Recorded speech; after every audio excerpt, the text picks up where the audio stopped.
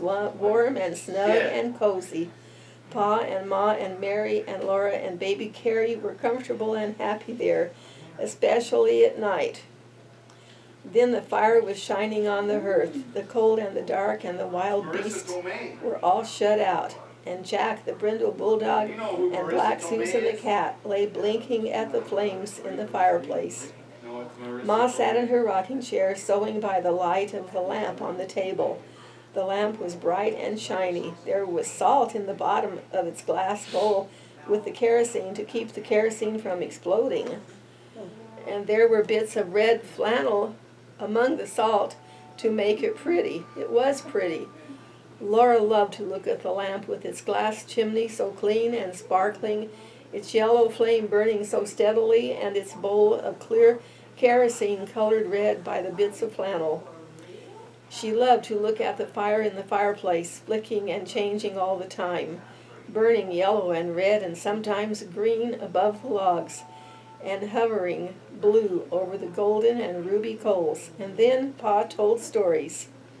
When Laura and Mary begged him for a story, he would take them on his knees and tickle their faces with his long whiskers until they laughed aloud. His eyes were blue and merry.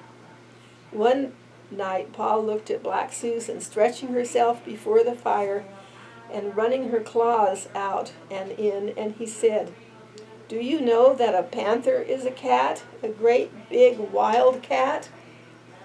"No," said Laura. "Well, it is," said Pa. "Just imagine Black Susan bigger than Jack and fiercer than Jack when he growls. Then she would be just like a panther." He settled Laura and Mary more comfortably on his knees, and he said, I'll tell you about Grandpa and the panther." "Your grandpa?" Laura asked. "No, Laura, your grandpa, my father." "Oh," Laura said, and she wriggled closer against Pa's arm. She knew her grandpa. He lived far away in the big woods in a big log house. Pa began the story of Grandpa and the panther. "Your grandpa went to town one day and was late starting home. It was dark when he came riding his horse through the big woods, so dark that he could hardly see the road. And when he heard a panther scream, he was frightened, for he had no gun." "How does a panther scream?" Laura asked. "Like a woman," said Pa, "like this." Then he screamed so that Laura and Mary shivered with terror. Ma jumped in her chair and said, "Mercy, Charles!" But Laura and Mary loved to be scared like that. The horse, with Grandpa on him, ran fast, for it was frightened too, but it could not get away from the panther. The panther followed through the dark woods. It was a hungry panther, and it came as fast as the horse could run. It screamed now on this side of the road, now on the other side, and it was always close behind. Grandpa leaned forward in the saddle and urged the horse to run faster. The horse was running as fast as it could possibly run, and still the panther screamed close behind. Then Grandpa caught a glimpse of it as it leaped from treetop to treetop, almost overhead. It was a huge black panther leaping through the air like Black Susan leaping on a mouse. It was many, many times bigger than Black Susan. It was so big that if it leaped on Grandpa, it could kill him with its enormous slashing claws and its long, sharp teeth. Grandpa on his horse was running away from it just as a mouse runs from a cat. The panther did not scream anymore. Grandpa did not see it anymore, but he knew that it was coming, leaping after him in the dark woods behind him. The horse ran with all its might. At last the horse ran up to Grandpa's house. Grandpa saw the panther springing. Grandpa jumped off the horse against the door. He burst through the door and slammed it behind him. The panther landed on the horse's back just where Grandpa had been. The horse screamed terribly and ran. He was running away into the big woods with the panther riding on his back and ripping his back with its claws. but Grandpa grabbed his gun from the wall and got to the window just in time to shoot the panther dead. Grandpa said he would never again go into the big woods without his gun. When Pa told this story, Laura and Mary shivered and snuggled closer to him. They were safe and snug on his knees with his strong arms around them. They liked to be there before the warm fire with Black Susan purring on the hearth and good dog Jack stretched out beside her. When they heard a wolf howl, my eye itches.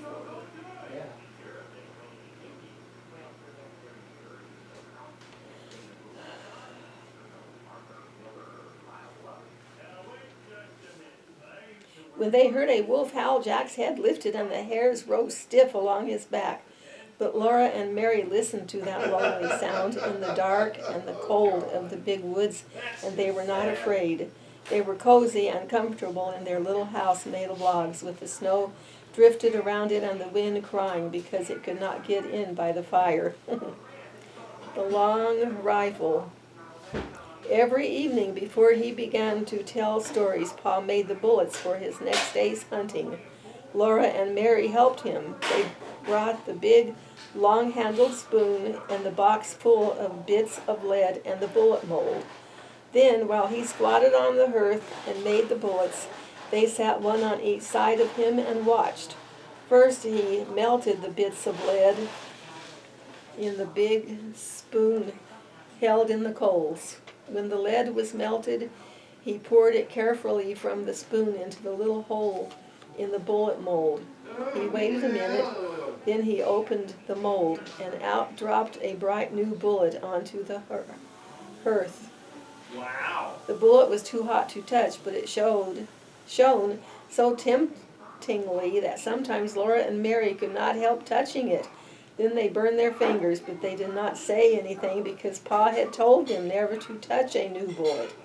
If they burned their fingers, that was their own fault. They should have minded him. So they put their fingers in their mouths to cool them and watched Pa make more bullets. There would be a shining pile of them on the hearth before Pa stopped. He let them cool, then with his jackknife he trimmed off the little lumps left by the hole in the mold. He gathered up the tiny shavings of lead and saved them carefully to melt again the next time he made bullets. The finished bullets he put into his bullet pouch. This was a little bag which Ma had made beautifully of buckskin from a buck Pa had shot. After the bullets were made, Pa would take his gun down from the wall and clean it. Out in the snowy woods all day, it might have gathered a little dampness, and the inside of the barrel was sure to be dirty from powder smoke. So Pa would take the ramrod from its place under the gun barrel and fasten a piece of clean cloth on its end. He stood the butt of the gun in a pan on the hearth and poured boiling water from the tea kettle into the gun barrel. Then quickly he dropped the ramrod in and rubbed it up and down, while the hot water, blackened with powder smoke, spurted out through the little hole on which the cap was placed when the gun was loaded. Pa kept pouring in more water and washing the gun barrel with the cloth on the ramrod until the water ran out clear. Then the gun was clean.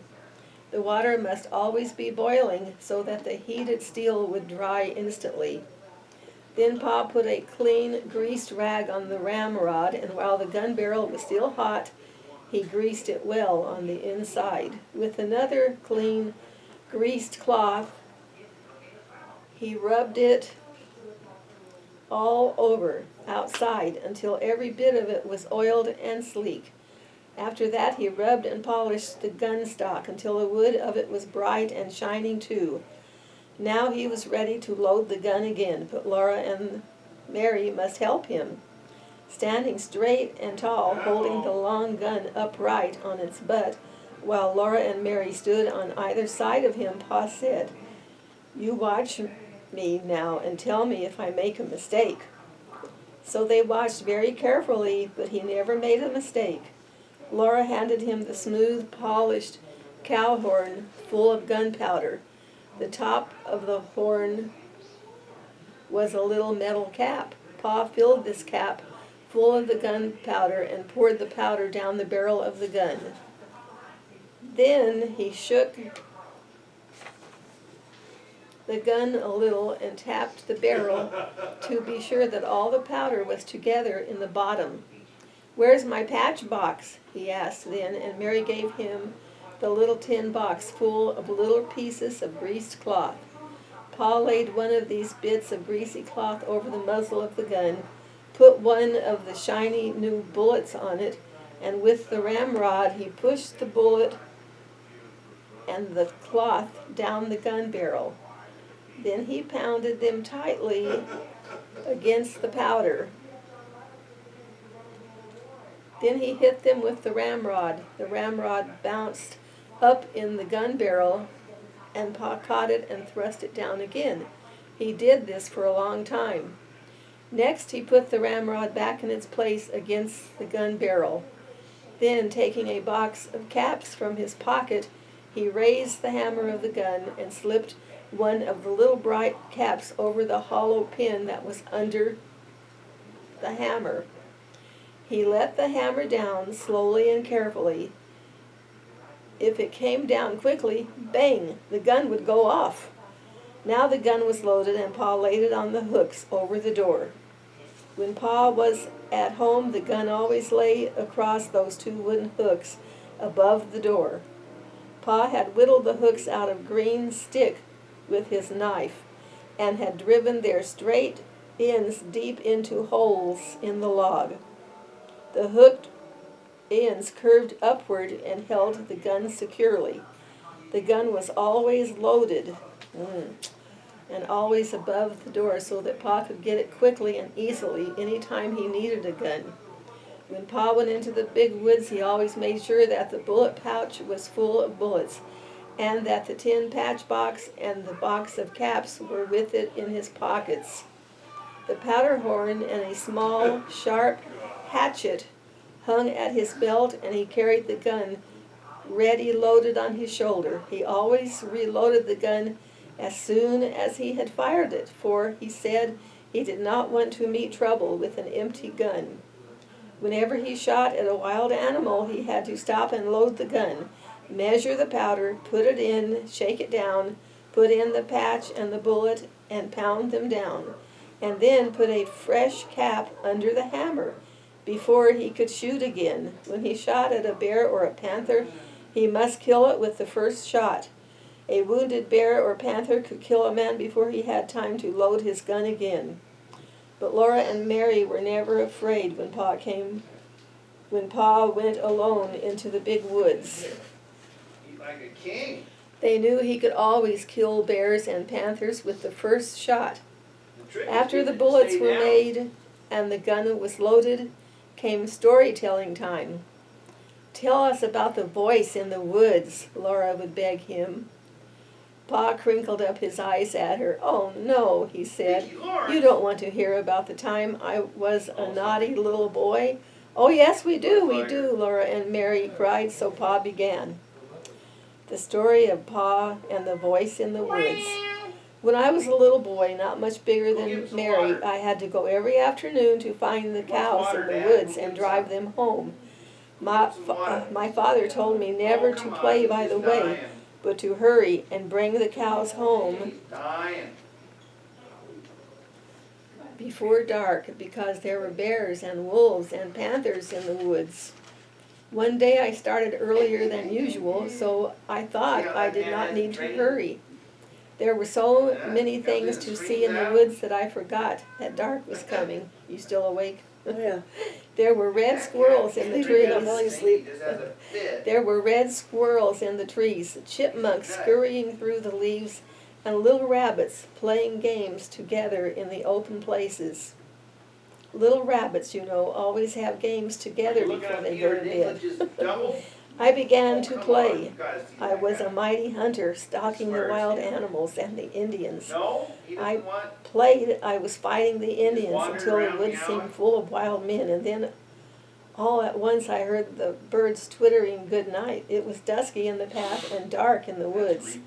I knew that I must get the cows home quickly or it would be black night before they were safe in the barn, and I couldn't find the cows.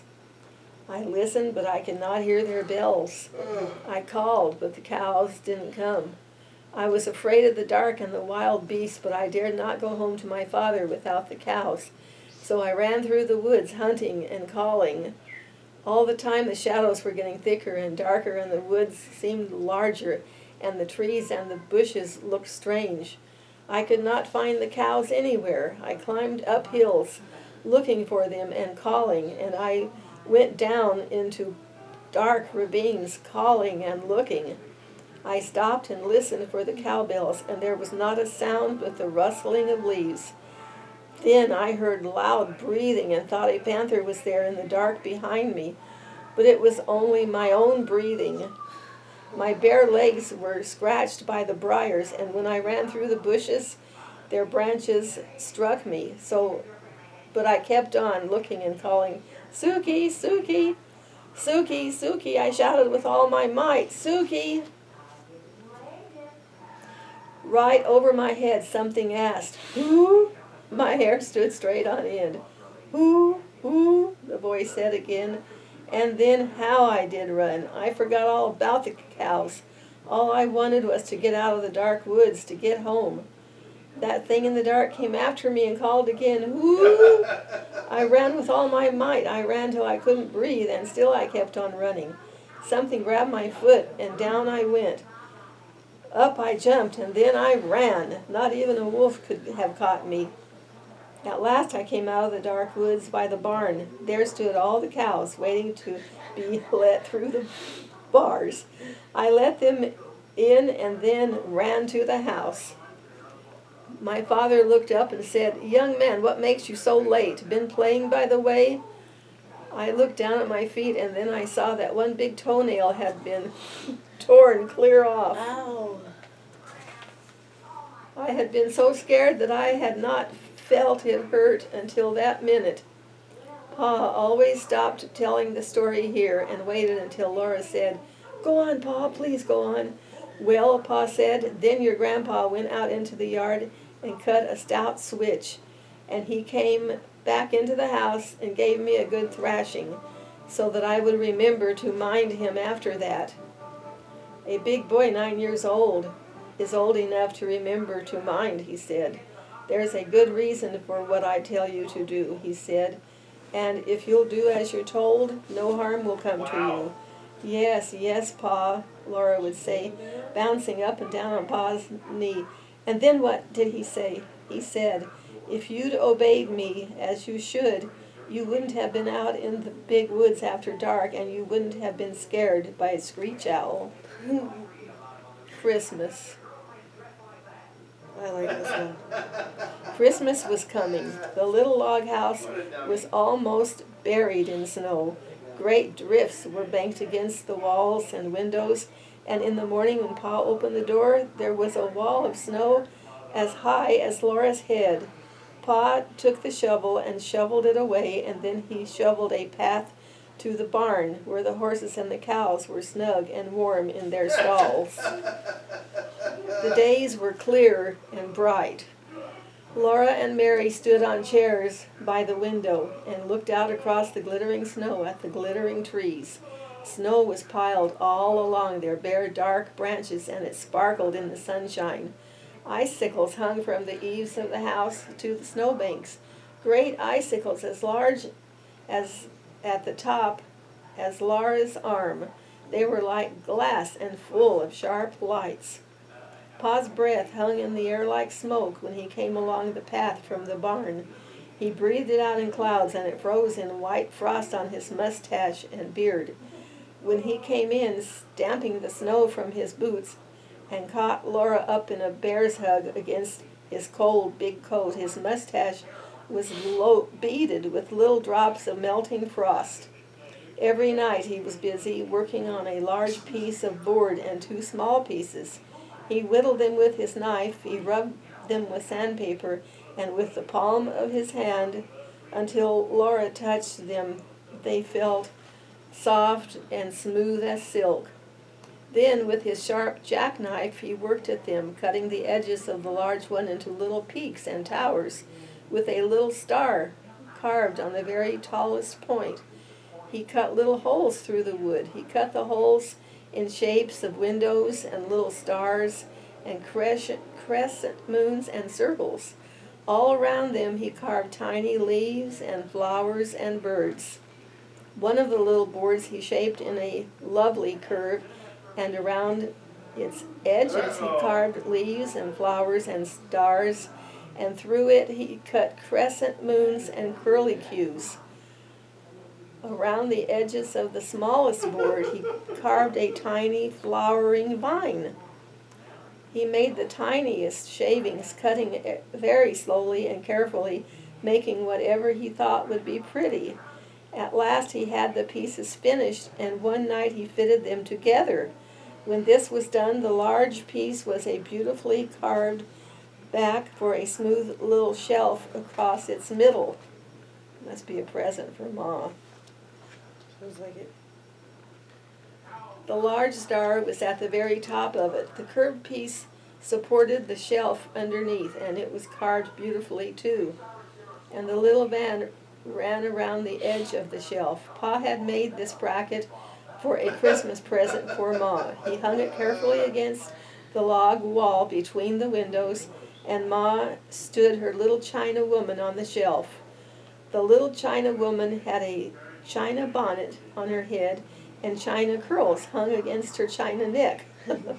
Her china dress was laced across in front, and she wore a pale pink china apron and little gilt china shoes. She was beautiful, standing on the shelf with flowers and leaves and birds and moons carved all around her, and the large star at the very top. Ma was busy all day long cooking good things for Christmas. She baked salt rising bread and rye and Indian bread and Swedish crackers, and a huge pan of baked beans with salt pork and molasses. She baked vinegar pies and dried apple pies and filled a big jar with cookies, and she let Laura and Mary lick the cake You spoon. know that music. One morning she boiled Evidently she molasses wrote some and book. sugar together until they made a thick syrup, and Pa brought in 2 pans of clean white snow from outdoors. Laura and Mary each had a pan, and Pa and Ma showed them how to pour the dark syrup in little streams onto the snow. They made circles and curlicues and squiggly things, and these hardened at once and were candy. Laura and Mary might eat 1 piece each, but the rest was saved for Christmas Day. All this was done because Aunt Eliza and Uncle Peter and the cousins, Peter and Alice and Ella, were coming to spend Christmas. The day before Christmas they came. Laura and Mary heard the gay ringing of sleigh bells, growing louder every moment, and then the big bobsled came out of the woods and drove up to the gate. Aunt Eliza and Uncle Peter and the cousins were in it, all covered up, under blankets and robes and buffalo skins. They were wrapped up in so many coats and mufflers and veils and shawls that they looked like big shapeless bundles. When they all came in, the little house was full and running over. Black Susan ran out and hid in the barn, but Jack leaped in circles through the snow, barking as though he would never stop. Now there were cousins to play with. As soon as Aunt Eliza had unwrapped them, Peter and Alice and Ella and Laura and Mary began to run and shout. At last Aunt Eliza told them to be quiet.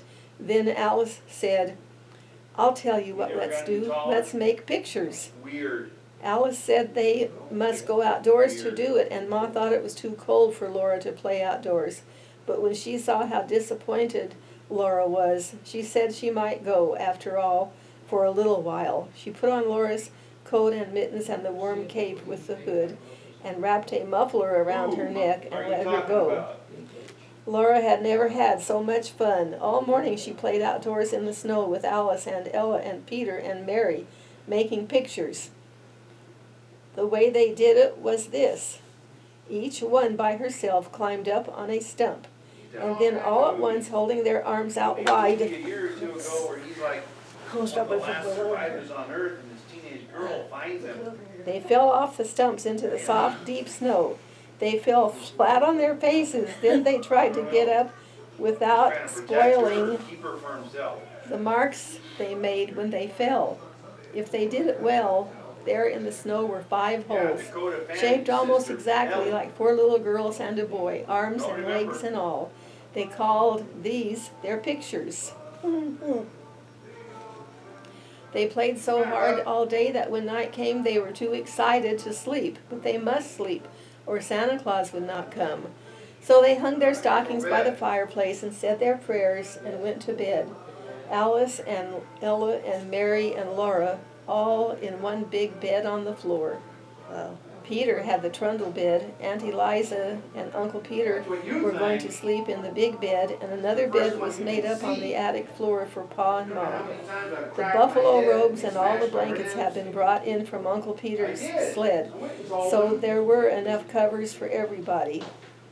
Pa and Ma and Aunt Eliza and Uncle Peter sat by the fire talking, and just as Laura was drifting off to sleep, she heard Uncle Peter say, "Eliza had a narrow squeak the other day when I was away at Lake City. You know, Prince, that big dog of mine?"